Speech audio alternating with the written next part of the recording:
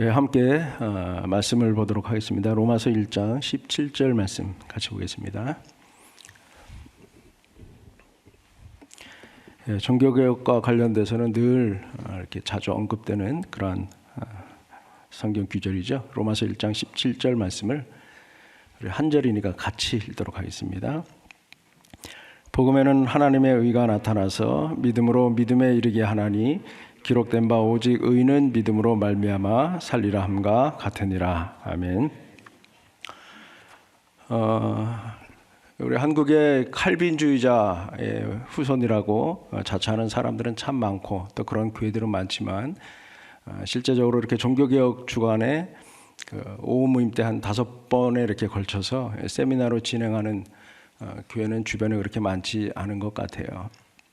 아무리 우리가 그 후계자들이라고 하지만 사람들이 교회 부흥에는 관심이 있는 것 같은데 교회를 바르게 세우고 또 개혁하는 그러한 것들에 대해서는 그렇게 큰 관심이 없는 것이 아닌가 하는 생각들을 갖습니다. 그리고 종교개혁 주간이 되면 또 한편 씁쓸한 마음이 들기도 해요. 왜냐하면 우리가 500년 전 우리 중세교회를 우리가 바라보면서 그 교회가 굉장히 타락했고 또 말씀에서 벗어났고 또 종교 지도자들은 또 지도자의 역할을 못하고 또 얼마나 그들이 부패했냐 이런 것들에 대해서 우리가 파헤치기도 하고 또 신랄하게 비판도 하지만 과연 100년의 시간이 지났을 때 우리의 후손들이 2000년, 2010년을 20년을 사는 우리 한국 교회 우리를 바라보고 또 평가했을 때 과연 어떻게 평가할 것인가?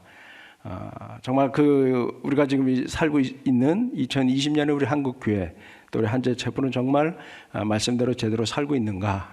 이 개혁예고 후에답게 또 개혁적 삶을 끊임없이 한 번 개혁된 교회는 또 끊임없이 개혁된다라는 그 진리처럼 우리가 계속적으로 개혁적인 삶을 우리의 삶의 현장들 속에서 살아가고 있는가라고 하는 것을 되묻게 되면 참 때로는 절망스럽기도 하고 또 부끄럽기도 하고 그런 시간들이 있죠. 그러다 보니까 사실은 이 종교개혁에 대해서 이야기하면서 우리 자신들을 향해서 하는 이야기가 아닌가 하는 생각들을 갖습니다. 원래 세미나를 계획을 하면서 우리가 올해는 특별히 이제 왈도파 또 그다음에 지난 주에 우리가 공부했던 것처럼 또 언약도 스코틀랜드 그리고 프랑스의 위그너 그리고 영국의 청교도 이렇게 해서 같이 공부를 좀 하기로 했었는데 또 우리 한재는 또 대학 지체들이 많다 보니까 자칫하면 또 이렇게 종교개혁의 근본적인 것들에 대해서 조금 이해를 좀 하지 못하지 않을까라는 그런 염려도 좀 있고 해서 일단 종교개혁이 무엇인가 또 이런 것들을 종교개혁의 3대 아주 중요한 그런 지도자들을 우리가 공부해 가면서 종교개혁의 정신 또 개혁 사상 이런 것들에 대해서 우리가 한번 이해하는 시간을 갖고 그리고 다음 주간에는 제가 영국의 청교도 그리고 프랑스의 위그노 깔뱅주의자인 위그노에 대해서도 함께 살펴보려고 합니다. 그래서 3명 종교개혁하면 늘 뭐 그걸 알던 모르던 우리 노건사님도 께서도 이제 기도할 때 언급을 하셨지만 종교개혁하면 늘 이 3개 큰 봉우리가 있는 거죠. 그래서 그 봉우리를 잘 이해를 해야 종교개혁의 정신이 뭔지 그들의 개혁 사상이 뭔지를 우리가 이해를 할 수가 있습니다. 그래서 그 3명에 대한 것들은 자료가 워낙 방대하고 그 내용들이 굉장히 다양하고 많기 때문에 이 짧은 시간에 이것들을 다 다루기에는 굉장히 좀 어렵죠. 그래서 준비하다 보니까 준비하는 것보다 더 힘든 게 뭐냐면 그 자료를 추려가지고 이렇게 이 짧은 시간에 이 3명의 이 거봉들을 우리가 이해를 해야 된다는 것이 참 쉽지 않은 작업이다라고 하는 것을 우리가 알게 됐습니다. 그래서 그들의 생애에 대해서 그리고 개혁 사상에 대해서 우리가 이해하는 정도 수준에서 이렇게 좀 너무 이렇게 깊게 들어가지 않는 범위 내에서 잠깐 언급하고 또 다뤄보려고 합니다.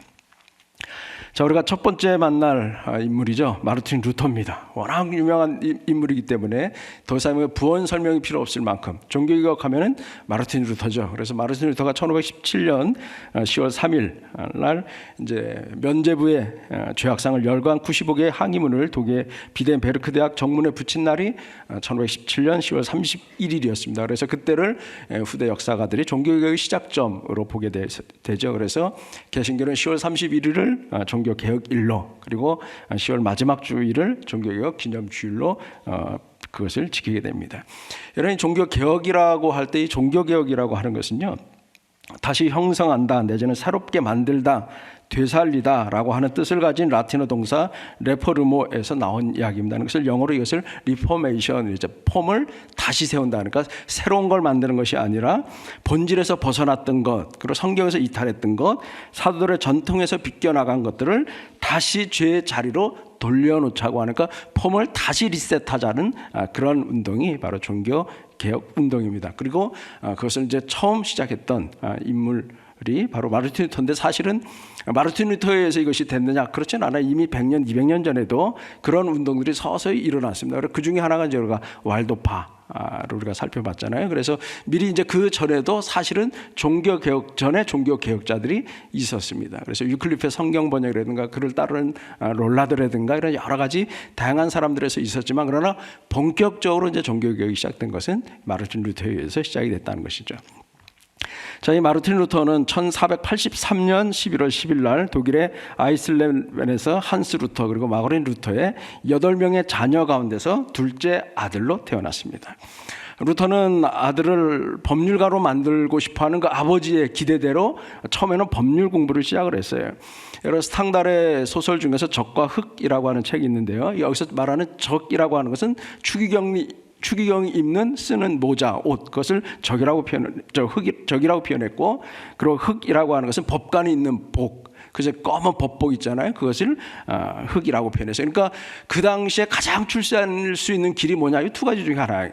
그러니까 추기경이 되든지 사제가 되든지 아니면 법률을 공부해서 법관이 되든지, 이것이 그 당시에 부모들이 갖는 가장 일반적, 출세한다 그러면 이 두 가지 중에 하나를 시킬 만큼 굉장히 거기에 이제 그것이 인기 있는 그런 직업으로 본다면 직업 중에 하나였습니다. 그래서 그 아버지들이 이거는 그 루터뿐만 아니라 zwinglio도 그렇고 칼빈도 그렇고 다 시작은 이제 법관으로부터 시작을 하게 됩니다. 자, 그런데 그가 하나 중요한 이제 경험을 하게 되는데요. 법과 대학에 진학한 지 얼마 지나지 않아서 친구와 한 시골 마을을 여행을 하다가 갑작스럽게 천둥과 번개가 내리치게 됩니다. 그래서 앞에 가고 있었던 친구가 갑자기 이제 그 번개를 맞아 즉사를 해버린 거예요. 그러다 보니까 루터는 엄청난 두려움, 죽음에 대한 공포에 사로잡혀서 그가 내뱉은 말이 뭐냐면, 성 안나요 살려주소서, 나를 살려주시면 내가 수도승이 되겠나이다, 이렇게 서원하시면 안 되는데 약간 루터는 했어요. 그래서 성 안나라고 그가 표현했던 것은 그 루터 아버지와 같은 광산업을 하는 사람들을 지켜주는 수호 성자가 바로 이 성 안나입니다. 그러니까 하나님 대신 성 안나에게 자기의 이 갈급한 마음을 그렇게 표현을 한 거죠. 그리고 루터는 이제 자기의 서원을 지키기 위해서 법률 공부하던 것을 포기를 하고 설교와 성경 연구 그리고 고행으로 이름났던 어거스틴파 수도원의 사제가 되게 됩니다. 자, 루터는 수도원에 들어가서 철저하게 수도원의 법규를 아주 잘 지켰습니다. 그리고 금식을 늘 하고 기도하고 노동을 하면서 모든 자기가 할 수 있는 모든 것들을 다 도거를 해서 그런 것들을 하고 고행을 하고 선행을 하면 그것으로 인해서 자기 모든 죄가 다 사해질 것이다 라고 하는 그 당시 일반적인 그 일반적인 그런 규칙에 의해서 그렇게 자기의 모든 죄들을 용서함을 받고 그리고 자신을 구원해 보려고 굉장히 많은 애를 썼습니다. 어떤 때는 겨울에 담요만 뒤집어 쓰고 3일씩 금식하면서 덜덜 떨면서 지내기도 했습니다. 그런데 아무리 금식을 하고 아무리 기도를 하고 아무리 수도를 해도 수련을 한다 할지라도 그 죄책감에서 벗어날 수가 없는 거예요. 그래서 필사적인 자기 노력, 수련에도 불구하고 영적인 어떤 만족감도 그가 가질 수가 없었습니다. 그래서 선임 사제에게 너무 자주 고해성사를 했는데 그 고해성사했던 그 제목이 너무 사소한 짝이 없는 거예요. 옆 사람을 훑어봤어요. 그래서 죄를 졌습니다, 고백합니다, 이런 것들. 그러니까 나중에 선임이 제발 나가서 제대로 된 죄를 짓고 다시 와서 고백해라 라고 할 정도로, 그는 아주 짜증을 낼 정도로 그렇게 아주 자기의 자신에 대해서 죄 문제를 해결하기 위해서 많은 애를 썼죠. 그러나 결국 그것으로 인해서 자기 죄책감의 문제를 해결할 수가 없었습니다. 그래서 루터는 1510년에 카톨릭 사제들이 갔던 그 성지 로마 여행을 통해서 뭔가 새로운 돌파구를 찾으려고 했습니다. 그래서 로마에 도착하자마자 거룩한 계단이라고 알려졌던 라테랭 성단의 28계단을 이제 무릎으로 이제 기어 올라가면서 순례의 걸음을 이제 내딛기를 시작을 했습니다. 그래서 당시 관례에 따라서 계단을 오를 때 한 걸음 오를 때마다 주기도문을 암송하고 한 번씩 외우고 또 계단에 입을 맞추고 하는 그런 것들을 반복하면서 28계단을 이제 다 올라갔죠. 근데 그것을 다 올라가고 거기서 요구하는 많은 수행을 다 했음에도 불구하고 그런 사제로 인한 마음의 평안을 누릴 수가 없었습니다. 그래서 루터는 고행이나 이런 성지 순례를 한다고 해서 그것이 결코 은혜의 수단이 되는 것이 아니다. 그리고 구원의 확신을 내가 가질 수도 없다라고 하는 것을 그는 깨닫게 됩니다. 그래서 그 다음에 이제 로마에서 수도원으로 다시 돌아왔을 때, 그때도 여전히 루터의 마음은 공허했고요. 교회 가르침에 대해서 점점 회의가 생겼어요. 로마 교회의 가르침이 제대로 된 건가라고 하는 회의에 사로잡히게 됩니다. 그때 루터에게는 잊지 못할 은사 중에 한 명이었던 수도원장이었던 슈다웃 피츠라고 하는 분이 이런 충고를 했어요. 루터, 자네 성경 연구를 좀 깊이 있게 좀 해보게. 그러면 자네가 가지고 있는 그런 영적 갈증들이 다 해결될 것이네 라고 하는 충고를 받게 됩니다. 그래서 신학 학위를 공부하게 되고 많은 시간을 내서 성경을 연구하는데 몰두하기를 시작을 했습니다. 그래서 30세가 되었을 때 비텐베르크 대학의 교수가 됩니다. 자, 루터는 성경을 강의하기 위해서 많은 시간을 성경 연구에 몰두를 했는데, 이런 성경 연구를 통해서 그는 그리스도를 만나는데 아주 결정적인 역할을 성경을 통해서 그는 얻게 됩니다. 특별히 시편 22편을 연구하는 가운데 복음의 본질을 그가 이해를 하기를 시작을 했습니다. 그동안 루터가 알고 있었던 하나님은 어떤 하나님이냐? 진노하시는 하나님, 심판하시는 하나님, 죄책감, 마음의 평안도 주지 않고 늘 자신을 쥐어 짜는 하나님, 그런 어떤 이 두려움의 하나님으로만 그렇게 알고 있었습니다. 근데 시편 22편 1편을 딱 보니까 나의 하나님 어찌 나를 버리셨나이까? 라고 하는 그 한 성경 구절 앞에서 그런 무릎을 탁 꿇은 거죠. 그동안에는 이것이 사람들, 그러니까 우리 신자들이 하나님께 하는 그 기도로 그는 이해를 하고 있었어요. 우리가 하나님 앞에 죄를 범했으니까 당연히 우리는 하나님으로부터 버림을 받는 거 당연하지 라고 생각을 했는데, 그 말씀을 깨달으면서 이것은 예수님께서 하나님에게 했던 고백이라고 하는 것을 그는 깨닫게 된 겁니다. 그래서 그 다음부터는 이것이 하나님이 두려움의 하나님이 아니라 우리의 죄를 대속하신 그 하나님의 이 한없는 사랑에 그는 감격을 하게 됩니다. 그리고 하나님 전적으로 자비로우시고 은혜가 충만하신 분이라고 하는 것을 그는 깊이 있게 깨닫게 됩니다.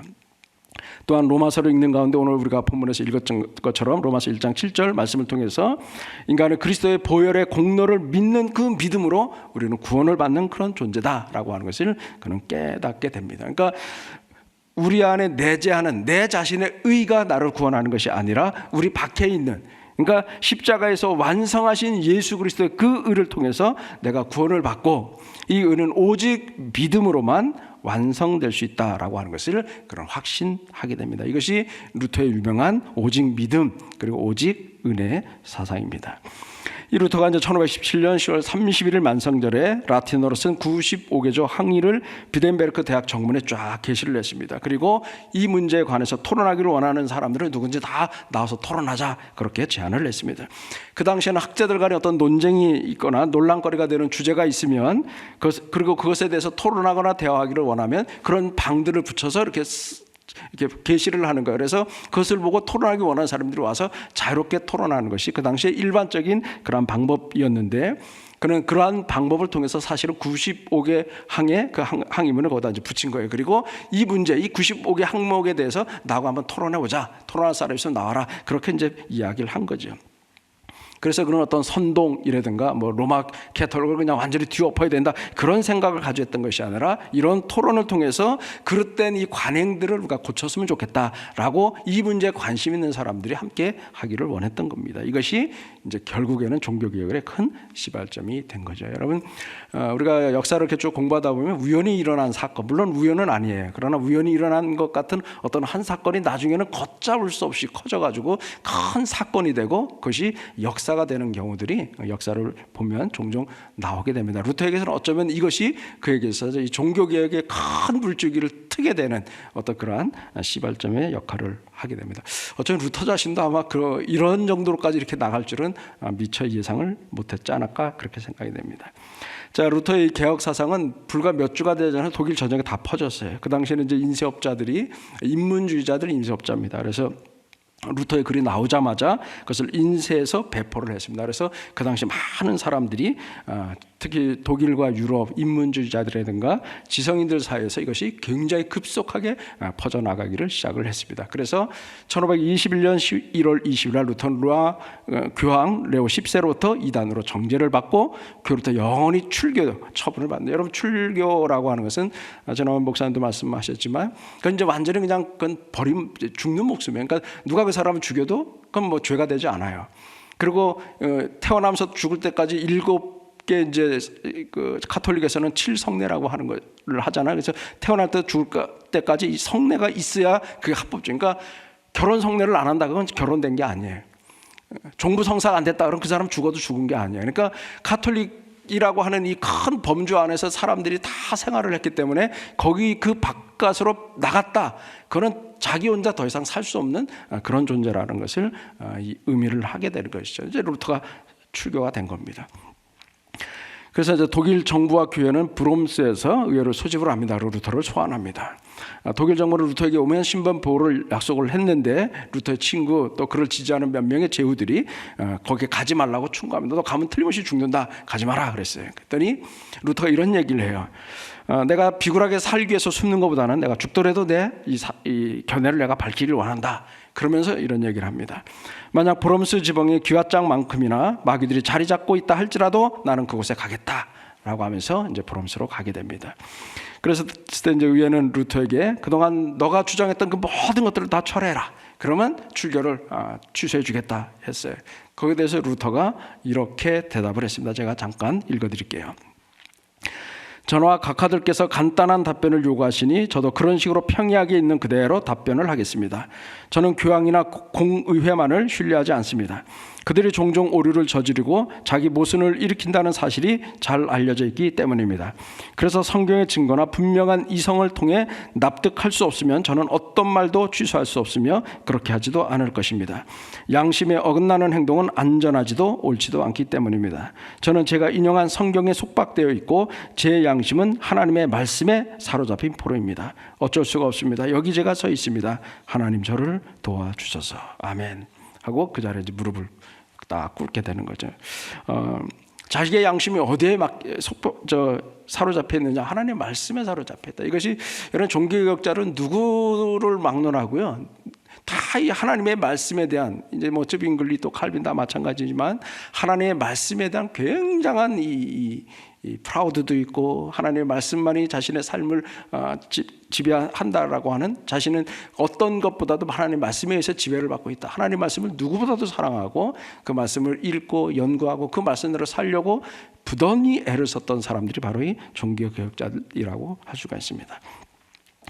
자, 이 종교 루터 신학 사상에 대해서 몇 가지로 좀 간단히 살펴보려고 하는데요. 루터가 제시했던 개신교 신학의 4대 핵심 교리가 있습니다. 네 가지를 살펴보려고 하는데 인간은 어떻게 구원을 받을 수 있는가? 그것은 우리 자신 어떤 행위가 아니라 오직 믿음으로만 구원을 받는다. 그러므로 하나님의 은혜를 사람에게 중재해주는 어떤 면죄부가 필요하다든가 어떤 속죄 대신 속해주는 그런 것이 필요한 거라든가 아니면 가톨릭의 7 성례와 같은 그런 성례들은 더 이상 의미가 없다. 하나님의 말씀만이 최고의 권위를 갖는다라는 것이죠. 자, 그렇다면 종교의 권위는 어디서 오는가? 그것은 눈에 보이는 가톨릭 교회가 아니라 성경에 근거한 하나님의 말씀이 최종적 권위를 갖는다는 거예요. 유일한 권위는 말씀이라는 것이죠. 전통은 그런 면에서 그렇게 중요한 것이 아닙니다. 그래서 각자의 언어로 번역된 성경책이 모든 평신도들의 손에 쥐어져야 하고 예배도 사람들이 알아듣지 못하는 그 라틴어로 하는 것이 아니라 그 지역 사람들의 언어로 해야 된다는 것이죠. 그리고 모든 사람들은 사제라고 하는 중간자가 없이 하나님께 직접 나갈 수 있다라고 하는 것을 이야기를 합니다. 평신도들의 손에 여러분의 뭐 한 2만 원, 3만 원만 주면 이렇게 구할 수 있는 성경이지만요. 이 성경이 우리들의 오기까지는 수많은 사람들이 사실은 목숨을 걸고 이 성경을 지켜낸 거예요. 사수한 겁니다. 여러분 대표적인 사람이 우리가 더북에서도 봤지만 롤라드잖아요. 가톨릭이 성경을 평신도들에게 주지 않았어요. 이건 성경 해석권이 교회에게만 있다 그래서 누구도 평신도는 성경을 해석할 수 있는 권한을 주질 않았어요. 성경을 다 뺏어갔잖아요. 목숨을 걸고 해서 지켜와서 우리들에게까지 온 겁니다. 그러니까 2만 원, 3만 원으로 살 수 있는 그런 성경이 아니라고 하는 것이죠.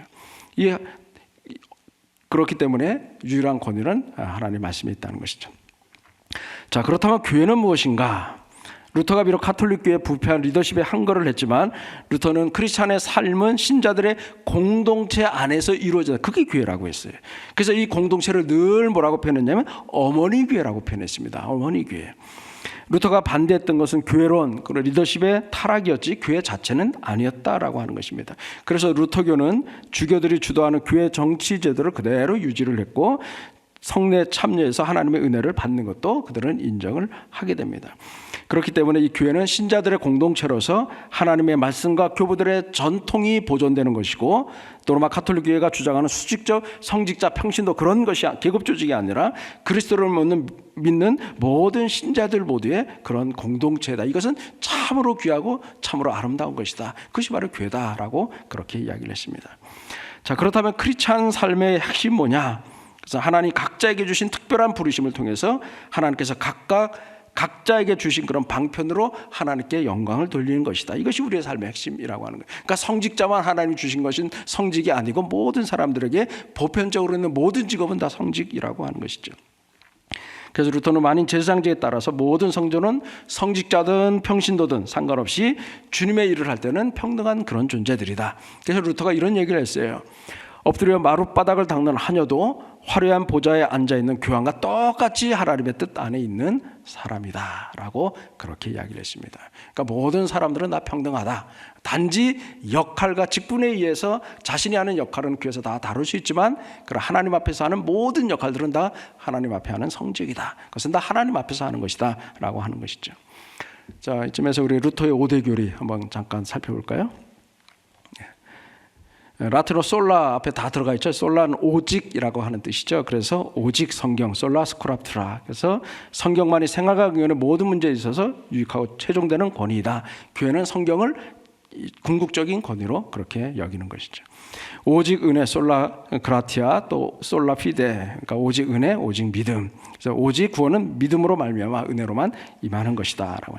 그래서 구원을 우리가 얻기 위해서 어떤 행위를 하는 게 아니다. 이것은 구원받은 사람으로서 자발적인 결과로 나타나는 것이지, 그것이 그러니까 구원을 받게 어떤 전제 조건으로서 있는 것이 아니다라고 하는 것이죠. 이것이 이신칭의 교리입니다. 그리고 오직 그리스도 외에는 하나님과 죄 많은 인간 사이에 다른 중보자는 존재하지 않는다는 것이죠. 그리고 오직 하나님께만 영광. 그래서 우리 삶 전체는 하나님의 영광을 위해서 사는 그런 존재들이다. 그래서 우리가 대소요리 문답하면 첫 번째가 나오는 게 그죠? 사람의 제일 되는 목적이 뭐냐? 하나님의 영광을 위한 존재다. 그것이 우리의 존재 이유죠. 사실 존재 목적이죠. 자, 이렇게 해서 루터는 그냥 후딱 지나가겠습니다. 두 번째 우리가 만날 인물은 쯔빙글리입니다. 독일에서 루터에 의해서 종교개혁이 한창 일어나고 있을 때 스위스에는 울리버 쯔빙글리에 의해서 개혁운동이 진행이 됐습니다. 쯔빙글리는 루터 칼벤과 더불어서 종교개혁의 3대 지도자, 큰 봉우리다 이렇게 하는데, 그는 어떤 급진적인 방법을 통해서 교회를 개혁하려고 하지 않고 성경 중심적인 점진적인 개혁운동을 전개해서 쥐리에, 스위스에 있는 쥐리라는 도시의 개혁을 이끌어낸 그런 인물입니다. 그는 성경을 통해서 온전하게 하려고 했는데 시행하는 방법이 굉장히 과격해요. 나중에 조금 이따 예배 개혁에서 조금 말씀을 드리겠습니다. 자, 쯔빙글리는 루터와 동년배입니다. 루터보다 7주 먼저 태어났어요. 스위스 알프스 쪽에서 태어났습니다. 자, 루터가 신앙과 교회를 기초로 루터는 성경과 함께 이성을 굉장히 중요하게 강조를 했는데, 그러나 쯔빙글리는 오직 성경만을 신앙과 생활의 기준으로 삼고 교회를 개혁하려고 했습니다. 그래서 성경 중심적인 이 신학은 제네바 개혁자 칼빈에 의해서 계승되고 이것이 발전되었는데, 이것을 개혁주의라고 신학이라고 칭하게 되고요. 그 쯔빙글리와 칼빈에 의해서 발전된 그 신학 전통을 따르는 사람들을 개혁주의자라고 해요. 그래서 우리는 어떤 사람들의 쯔빙글리와 그리고 칼빈의 신학적인 전통을 따르는 바로 개혁주의자다라고 할 수가 있습니다. 자, 쯔빙글리는 1484년 1월 1일 스위스의 작은 도시였던 빌트하우스에서 부유한 농부의 아들로 태어났습니다. 어릴 때부터 총무했던 쯔빙글리는 물론 이제 부모님은 또 법을 시키려고 그랬죠. 그러나 그는 스위스 최고 명문 대학에 가서 변증법, 라틴어, 신학을 공부해서 목사가 되었습니다. 쯔빙글리의 종교개혁은 그의 개종과 함께 시작이 됐는데, 그는 목사를 하면서도 개종적 체험은 하지 않았지. 그러니까 가톨릭 그 테두리 안에서 사제로서의 역할들은 했지만, 그러나 그의 개인적 자신의 회심은 그는 경험을 하지를 못했어요. 그러다가 1518년 8월에 쥐리를 강타했던 흑사병으로 인해서 그는 개종의 체험을 하게 됩니다. 그래서 흑사병이 번지면서 쥐리 시민의 3분의 1이 목숨을 잃게 됩니다. 그래서 의사 대부분은 생명을 부지기 위해서 서둘러서 쥐리를 떠났지만 쯔빙글리는 위험을 무릅쓰고 죽어가는 쥐리 시민들을 그는 간호를 했습니다. 그러다가 자신도 흑사병에 전염이 됐어요. 1년 가까이 죽음의 문턱을 넘나들고 고생을 하다가 그 다음에 1520년에 겨우 건강을 회복을 했어요. 이 투병을 통해서 쯔빙글리는 그 자신이 가졌던 전통적인 가톨릭의 신학, 곧 동정녀 마리아 로마 가톨릭에 대한 신앙의 회의가 생긴 거예요. 그리고 하나님만이 모든 질병을 치유할 수 있는 분임을 그는 그 경험을 통해서 그는 확신하게 됩니다. 그래서 쯔빙글리는 이 흑사병을 통해서 회심을 경험을 하게 됩니다. 그리고 이제 교회와 사회 개혁을 기대하면서 복음적 설교를 해 나가기를 시작을 했습니다. 그 당시에 가톨릭 사제들은 다 어떤 성구집이 다 있습니다. 그래서 첫째 주 뭐 대성절에 설교할 거면 다 성구집이 있어서 그걸 가지고 예배 집례를 똑같이 누가 하더라도 그날은 같이 이렇게 했었는데, 그거 대신에 그는 이제 성경을 가지고 설교를 합니다. 그래서 6년 동안 마태복음을 시작으로 해서 사도행전, 바울서 공동서 쭉 해서 개혁 운동을 성경을 통해서 이제 발견하고 하게 됩니다. 자, 쯔빙글리에 의한 스위스 쥐리의 종교개혁은 아주 우연한 사건을 통해서, 물론 우연한 사건이라고 하는 것은 모든 것이 이미 다 이제 무르익었죠. 무르익은 것에 이제 기름을 하나 이제 뚝 던지는 그런 형태로 일어나게 되는데, 우연한 사건인데요. 이것을 후에 뭐라고 표현했냐면 중년 남자들의 소시지 파티라고 잘 알려져 있는 그런 사건입니다. 1522년 4월에 사순절 기간 동안 수요일에 쯔빙글리를 비롯해서 쥐리 교회 지도자들이 인쇄업자였던 브로샤워라고 하는 집에 다 모였습니다. 왜 모였냐면 브로샤워는 이제 스위스 독일어 이제 성경 번역을 이제 이게 출판을 해야 되는데, 이것을 이제 부활절까지 그 출판을 완료하기 위해서는 고기를 먹고 좀 힘을 내야 한다고 해서 파티를 열어준 거예요. 그러니까 돼지고기로 만든 소세지 2덩어리를 이제 내놓게 됩니다. 그래서 그것을 같이 먹으면서 이제 파티를 하게 됐는데, 뭐 스위스 사람은 소세지를 굉장히 좋아한다 그래요. 근데 이제 쯔빙글리를 주했던 거기에 이제 참석한 여러 사람들이 그 소세지를 먹는데 동의를 하고 그것을 먹었어요. 이게 이제 그 쥐리시의 완전히 그냥 아주 획기적인 한 사건이 돼버린 겁니다. 지금 우리에게 뭐 이런 날에 소세지를 먹는다는 것이 큰 문제가 없지만, 당시에는 사순절 기간 동안에 육식을 먹는다, 이것은 금지한 거예요. 근데 그걸 지금 이 사람들이 지금 그것을 어긴 겁니다. 그래서 시위원회가 누가 먹었냐 도대체 그걸 조사를 했어요. 그리고 그 소문이 이제 교황청 콘스탄티 주교까지 그것이 쥐리를 담당하는 거기까지 알려진 겁니다. 그러니까 주교가 이제 불같이 화를 냈죠. 그 사람들 누구냐 다 잡아다 감옥에 가둬라. 그리고 감옥에 다 가뒀어요. 그리고 벌금형에 처하게 됩니다. 자, 이 쯔빙글리의 소세지 파동이 있고 나서 대략 3주 정도가 지나서 금식을 깬 사람들을 성경적 관점에서 변호해주는, 그래서 음식의 선택과 자유에 관하여라고 하는 것을 쯔빙글리가 이제 글을 하나 발표를 합니다. 그는 그 글 속에서 금식을 지키는 것은 옳지만 그러나 개인적인 양심의 자유가 금식보다 앞서야 된다라고 그렇게 주장을 했습니다. 그러니까 쯔빙글리 금식에 대한 자세, 성경의 명확성에 관한 주장으로 인해서 쥐리히에서 결국 기독교 지도자들과 로마 가톨릭 교회 사이에 이제 공개 토론의 장이 열리게 된 겁니다. 그리고 토론을 한 결과 완전히 이제 로마 가톨릭이 일패를 당하게 되는 것입니다. 그래서 그로부터 이제 쥐리히를 중심으로 해서 쯔빙글리와 지도자들에 의해서 이제 로마 가톨릭의 세력을 이제 억압하면서 개혁의 틀을 도시 전체에서 펼쳐나가기를 시작을 했습니다. 자, 루터가 95개의 논정을 비덴베르크 대학 정문에 붙이는 것으로 종교개혁을 시작했다면, 쯔빙글리의 개혁은 무엇으로부터냐? 성경 강의 설교를 통해서 그것을 시작을 했습니다. 그래서 루터의 사상을 쯔빙과 이어받은 게 아니라 평행선을 달리는 두 기차처럼 각자 하나님의 섭리에 의해서, 한 사람은 독일에서 또 한 사람은 스위스에서 비슷한 시기에 이 종교개혁이 일어나게 됩니다. 자, 쯔빙글리의 개혁 사상 몇 가지를 좀 살펴보려고 합니다. 쯔빙글리의 개혁 사상에서 가장 중요한 것은 예배 개혁입니다. 그가 개혁에서 가장 심혈을 기울였던 것은 예배였습니다. 그들은 예배를 개혁하지 않고서는 진정한 종교개혁은 없다라고 믿고 있었습니다. 원래 초대교회 예배는 형식적인 면에서 굉장히 단순했고, 그리고 내용 면에서 철저하게 말씀 중심의 예배가 초대교회 예배였는데, 그러나 핍박의 시대가 이제 4세기 초에 끝나가면서 점점 예배 이제 세상적인 요소가 가미되기를 시작을 했습니다. 그래서 예배가 훨씬 더 복잡해지고 굉장히 화려해지고 형식화되기를 시작을 한 거죠.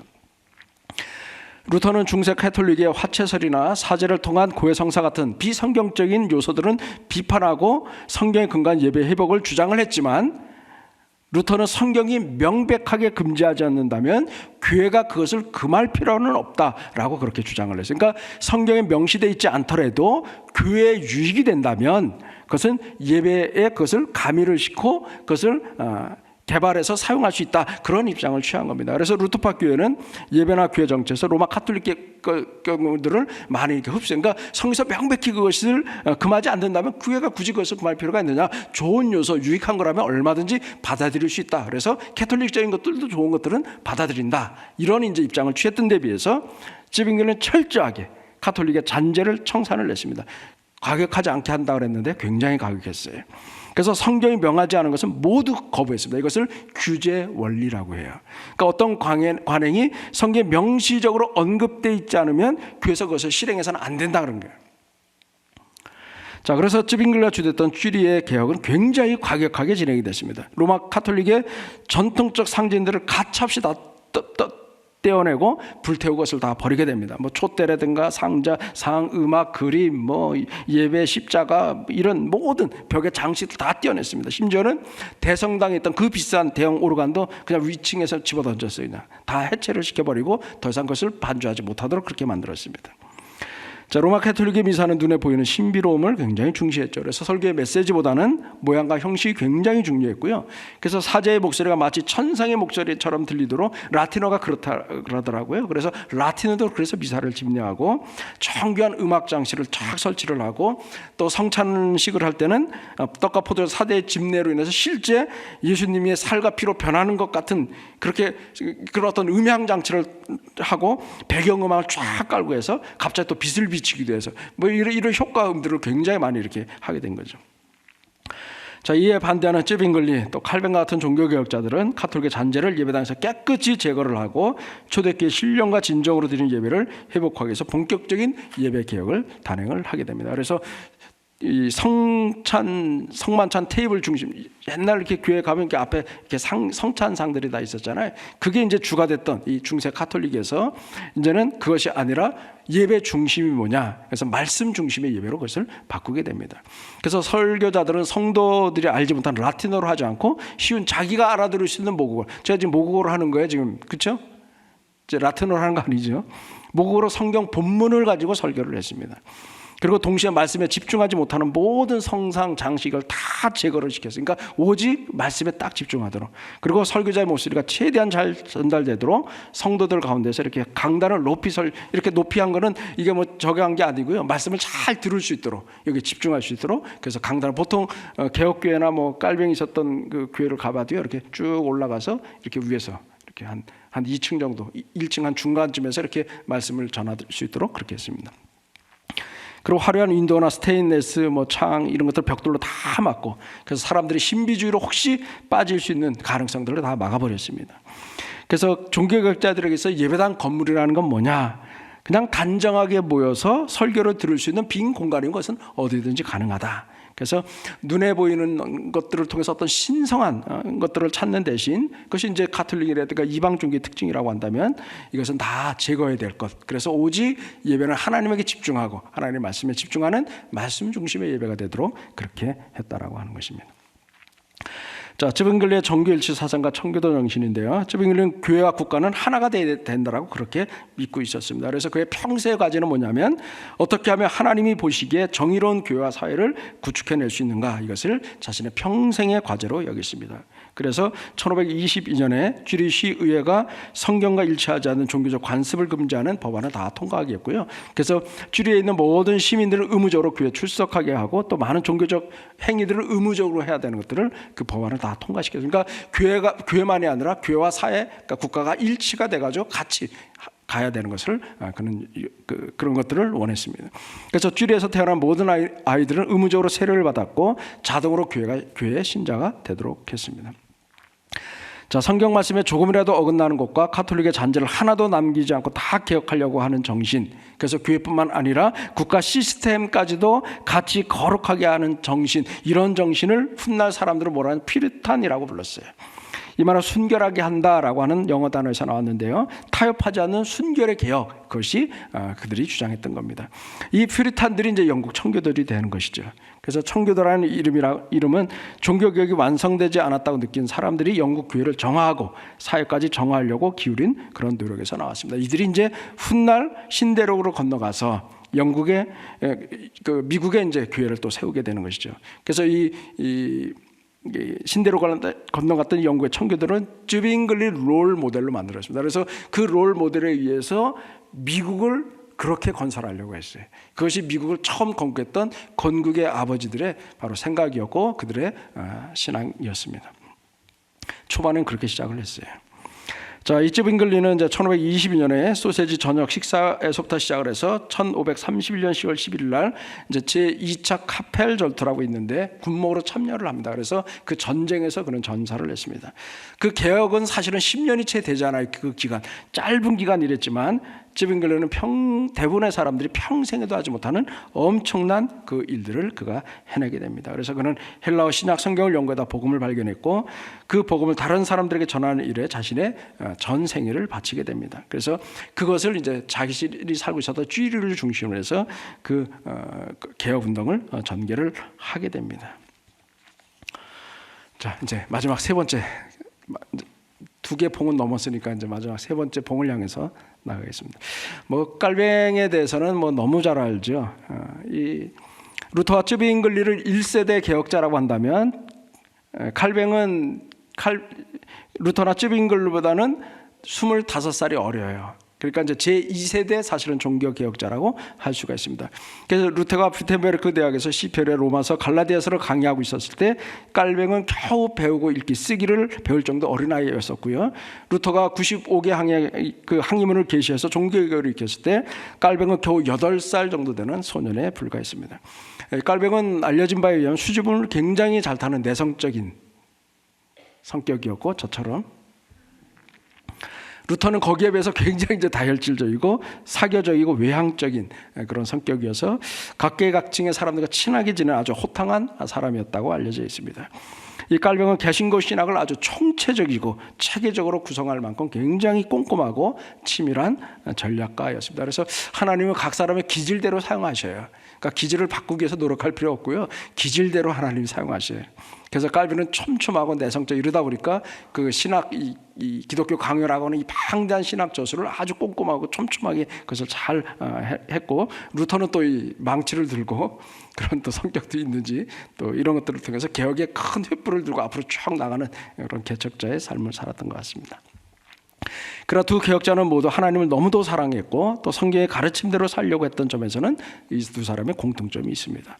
루터와 깔뱅은 서로 아끼고 존경하는 사이였고요. 성경을 최종적인 권위로 삼아서 교회를 개혁하는 데 앞장을 섰습니다. 루터와 쯔빙글리도 처음에는 굉장히 서로 간의 개혁 사상이라든가 이것들을 교환도 하고 굉장히 친하게 지냈는데 나중에 되면 완전히 이제 등을 돌리게 되는 그런 사건이 또 나중에 있게 됩니다. 그래서 그 시간이 혹시 되면 조금 언급을 하고요. 16세기가 나온 가장 뛰어난 개신교 신학자 제네바의 개혁자 깔뱅은 1509년 7월 10일 날 프랑스의 르아용이라고 하는 작은 마을에서 신흥 중상층이었던 부모의 5자녀 가운데 넷째로 태어나게 됩니다. 쯔빙글리 아버지도 또 쯔빙글리 아버지처럼 깔뱅의 아버지도 자기 아들이 최고의 교육을 받고 법률가가 되기를 바랬어요. 그러나 그는 법률가의 길을 가는 것을 포기하고 또 신학자의 길을 걷게 됩니다. 자, 1533년쯤에 깔뱅은 자기 스스로의 표현대로 뭐라고 표현했냐면 갑작스러운 회심을 그는 경험하게 됩니다.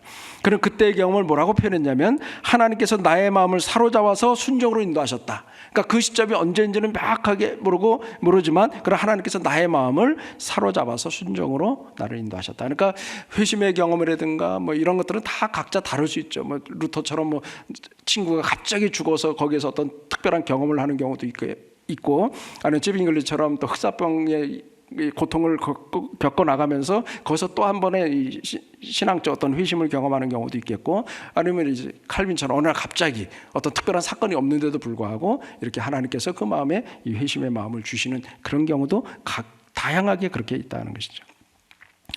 자, 칼뱅은 1535년 초반에 기독교에 대한 박해가 심해지자 프랑스 남서부에 있던 친구 뒤띠의 집에 피신을 하게 되는데 그 집이 책이 굉장히 많았다 그래서 거기 완전히 이제 갇혀 있으면서 거기에서 이제 유명한 책을 하나 발간을 하게 됩니다.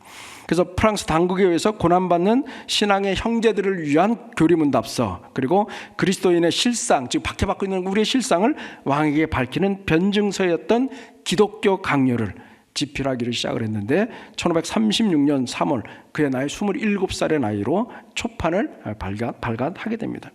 그래서 이 깔뱅의 기독교 강요는 부제가 말하는 것처럼 교리 문답서입니다. 구원론을 이해하는데 필수적인 제반사항과 경건의 내용을 총망라했고 경건에 관심 있는 사람들이 모두 한 번쯤 읽을 만한 가치가 충분히 있는 저서다라고 부제로 그렇게 설명을 했습니다. 그래서 깔뱅은 이 책을 출판을 하면서 신변보호 차원에서 자신의 이름을 가지고 하는 것이 아니라 마르티누스 루카니우스라고 하는 가명을 사용해서 그 책을 출판하게 됩니다. 기독교가는 1536년 출판된 이제 여러 판의 중부판을 거듭해서 1559년에 최종판이 나왔는데 4권 그리고 80장으로 구성이 되어 있습니다. 그래서 1권은 성부에 대해서, 성부 하나님에 대해서, 2권은 성자 예수님에 대해서, 3권은 성령님에 대해서, 그리고 4권에는 교회에 대해서 쭉 논하면서 하나님의 절대 주권, 칼빈에게서 가장 중요한 것은 하나님의 절대 주권, 또 하나님의 영광을 드높이는 일에 쓰이게 됩니다. 이 기독교 강의 처음에는 라틴어로 쓰였다가 후에 깔뱅이 직접 불어로 번역을 해서 출판을 하게 되었습니다. 자, 이 깔뱅은 파렐이라고 하는 사람과 스위스 제네바시를 개혁하는데 온 힘을 다 쏟게 됩니다. 이런 개혁이라고 하는 것은 하루아침에 이루어지는 것은 아니죠. 그래서 1536년에 시작했던 깔뱅의 종교개혁은 몇 차례 실패 위험도 하고 깔뱅이 또 쫓겨나기도 해요. 쫓겨나다 다시 돌아오기도 하지만 좌절하지 않고 계속적으로 점진적으로 이 운동을 전개해서 약 20년 정도가 지난 1555년에는 어느 정도 제네바시에서 이제 기틀이 잡힐 만큼 그렇게 성공적으로 정착을 하게 됩니다. 그래서 성경이 가정과 교회, 국가에서 왕노릇하게 되었고 또 인간적인 모든 권위는 사라지게 되고 성령의 지도에 따라서 교회가 운영이 되기를 합니다. 자, 이렇게 개혁된 모습을 바라보면서 스코틀랜드의 개혁자였던 존 락스는 제네바를 이렇게 평가했어요. 사도시대 이후 지상에 존재했던 가장 완전한 그리스도의 학교였다. 나는 다른 곳에서 전례를 본 적이 없다라고 기술을 했습니다. 그리고 영국의 개혁자였던 존 베일은 제네바는 내게 놀라운 비밀로 보인다. 수많은 사람들이 그곳으로 모였고 가난 가운데도 살 수 있는 성소와 같았다. 그러니까 제네바가 완전히 지금 변했다라고 하는 것이죠. 여러분, 이 깔뱅의 신학은 루터, 츠빙글리 그리고 깔뱅 세 사람은 종교개혁의 트로이카라고 불릴 정도로 종교개혁에서는 가장 중요한 핵심 리더입니다. 그 중에서 깔뱅 그리고 쯔빙글리의 사상은 많은 면에서 서로 닮아 있습니다. 그래서 쯔빙글리와 깔뱅의 후예자들을 다 뭐라 하냐면 아까 말씀드렸던 것처럼 개혁주의 전통, 개혁주의자 이렇게 불리게 됩니다. 루터와 달리 깔뱅의 이름을 딴 교파는 없습니다. 그러나 깔뱅의 영향이 여러 교파에 직간접적으로 굉장히 많은 영향을 미치게 됩니다. 그래서 깔뱅이 존 녹스의 사상에 영향을 미쳐서 장로교의 배경을 만들게 했고요. 기독교 개혁교회나 네덜란드 개혁교회 같은 개혁주의라는 이름을 취하고 있는 여러 교회는 깔뱅에서 그 모든 뿌리를 찾아볼 수가 있습니다. 이 깔뱅의 사상은 곧 웨스트민스터, 우리가 늘 뭐 대소리 문답 또 뭐 선언할 때 뭐 많이 쓰잖아요. 그 대소리 문답 1647년에 나왔는데 그 뿌리는 깔뱅입니다. 그리고 영국 국의 교리적 선언인 39개조 신앙 고백, 그 배경도 다 깔뱅에게서 찾아볼 수 있습니다. 이런 깔뱅이 종교 개혁을 할 당시 제네바는요, 지금은 뭐 굉장히 아름답고 참 전 세계 어디에 내놔도 이렇게 뭐 첫 번째, 두 번째 가는 그런 도시지만 그 당시 유럽에서는 가장 악취가 나는 그런 도시였습니다. 수많은 범죄자들이 유럽 각지에서 모였고 정치 난민들이 모였고 또 용병 또 창녀, 그 당시 스위스의 가장 큰 돈벌이 경제 수단이 용병으로 나가는 거였거든요. 그 용병들이 돌아와서 일으키는 그 수많은 사회 문제 또 창녀, 빈민들 뭐 이런 것들로 완전히 넘쳐나는 도저히 구제불능의 도시가 바로 이 제네바였습니다. 이 깔뱅을 중심으로 해서 이 제네바시가 완전히 이제 변하기를 시작하죠. 그래서 단순히 교회를 개혁하는 데 끝나는 것이 아니고 그 사회 전체와 국가의 모든 시스템을 완전히 변화되기는. 여러분, 그래서 이 종교개혁은요, 단순히 종교개혁으로서만의 역할이 있는 게 아니라 이 종교개혁 이후 유럽 사회는 완전히 달라지는 것이죠. 유럽 사회 전체를 뒤 흔들어 놓고 그리고 거기에 대부분의 영역에 영향을 미치는 그런 운동이 됩니다. 그래서 가정이라든가 사회 구제, 정치, 교육, 사회 전반에 걸쳐서 이 깔뱅이의 개혁은 영향을 미치게 됩니다. 그리고 지금까지도 사회 곳곳에, 그러니까 서구와 또 미국의 이 사회 곳곳에 그 기본 골격 이런 것들은 다 종교 개혁자들이 깔아놨던 그 터 위에 사실은 다 서 있습니다. 그래서 굉장히 따져볼수록요, 굉장히 인간 중심적이고, 그리고 사실은 성경 중심적 이런 것들이 굉장히 많습니다. 이런 것들이 그 바닥에 이제 다 깔리게 되는데, 그러한 것들의 중요한 역할을 했던 것이 바로 종교 개혁자들이라고 하는 것입니다. 깔뱅이의 핵심 사상은 5대 교리로 잘 표현이 되어 있는데요. 이것을 영어의 첫 글자를 다 따서 튤립 신학으로 이렇게 보게 됩니다. 그래서 맨 앞에 이제 토탈 쭉 있잖아요. 읽지는 않겠습니다. 발음상.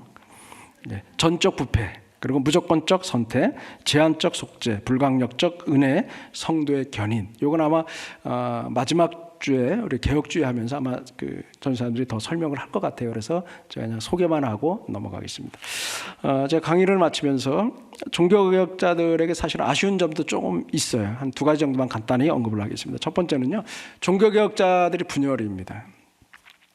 자, 종교개혁의 마크 공헌자로서 독일 헤센 지방에 영주했던 펠리프 백작의 주선으로 인해서 1929년 10월 1일 날 마르부르크에서 회담이 열렸습니다. 이게 굉장히 중요한, 어쩌면 종교 이후의 종교개혁의 어떤 방향을 결정할 수 있는 굉장히 중요한 그런 회담이 열리게 됩니다. 그래서 독일 지역을 중심으로 해서는 마틴 루터와 멜란 히톤, 그의 후계자였던, 그리고 스위스 지역을 중심으로 해서는 츠빙글과 마틴 퓨처, 그리고 웨컬람 파디우스라고 하는를 포함해서 몇몇 주요 지도자들이 독일의 마르부르크라고 하는 데 모여서 회담을 갖게 됩니다. 여기서 회담을 갖게 된 이유가 뭐냐면, 그 당시에 서로 의견이 좀 다르니까 이것을 하나로 합쳐서 그 당시에 개신교를 박멸하기 위해서 군대까지 동원한 로마 카톨릭의 효과적으로 우리가 대처해야 되지 않겠냐, 조금씩 다른 것들을 우리가 좀 이견들을 다 이렇게 취합을 해서 공통점을 만들고, 이제는 프로테스탄트 연합체를 결성을 해서 우리에 맞서서 이제 우리끼리 하지 말고 이 카톨릭의 세력에 우리가 이 조직적으로 대항하자, 그렇기 위해서 이 회의를 주관을 한 겁니다. 그래서 그 회담에 이제 15개 의제가 상정이 됐습니다. 그래서 많은 이제 토론이 있은 다음에 14가지에서는 완전히 일치를 봤어요. 거기서 더 이상 우리가 이견이 없다 다 했는데, 마지막 끝까지 하나가 해결이 안 된 게 하나 있어요. 그게 뭐냐면 성찬식 문제입니다. 성찬식. 자, 쯔빙글과 루터 사이에서 가장 심각하게 이견을 보인 것이 바로 이 성찬 문제였습니다. 쯔빙글리는 빵과 포도주가 오직 그리스도의 몸과 피를 상징하는 것이라고 주장을 했습니다. 그래서 이것은 내 몸이다 라고 하는 그 말씀을 이것은 내 몸을 상징한다 라고 하는 의미로 그는 해석을 했습니다. 그래서 성찬의 빵과 포도주가 그리스도와 그리스도의 십자가 사역을 기념한다 라고 하는 의미에서 기념서를 주장을 한 겁니다. 그러니까 그리스도가 이 지구상에 지금 계시지 않지 않냐, 그러니까 천상에 좌정하고 계시므로 그분이 떡과 함께 이것에 실제 같이 계신다는 것은 미신이다, 그것은 우리가 받아줄 수 없다, 그렇게 주장을 했어요. 그런데 루터는 그리스도께서는 진실로 성찬 속에 함께한다, 빵 속에도 계시고 빵 위에도 계시고 빵 옆에도 계시고, 성찬할 때 그리스도께서 거기에 실제로 오신다 하는 것이죠.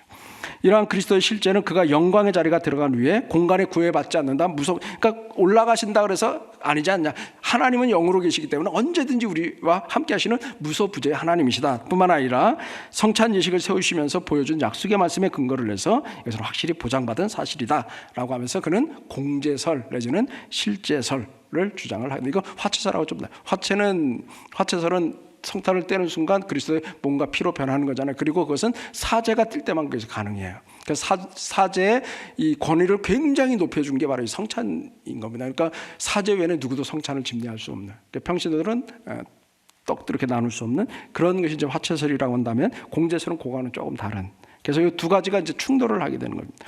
그래서 결국 회의는 이제 결렬이 되었고, 그리고 프로테스탄트 연합체 결성은 무산이 됐습니다. 자, 이 같은 개혁 지도자들의 의견 불일치는 결과적으로는 개신교가 처음부터 끝없는 분열로 갈 수밖에 없는 그런 단서를 제공하게 됩니다. 만약 역사에 만약은 없지만 만약이지만 1529년에 마르부르크 회담에서 당시 개혁의 쌍벽을 이루었던 독일 세력과 스위스 세력이 그리스도 안에서 일치를 이루었다면, 그로부터 12년 뒤에 1542년부터 본격적으로 스위스 제네바의 종교개혁을 이끈 깔뱅이 독자 노성을 추구하지는 않았을 것이다. 그리고 1534년 자신의 이혼과 재혼을 반대하는 로마 카톨릭과 결별한 헨리 8세에서 시작된 영국 성교회가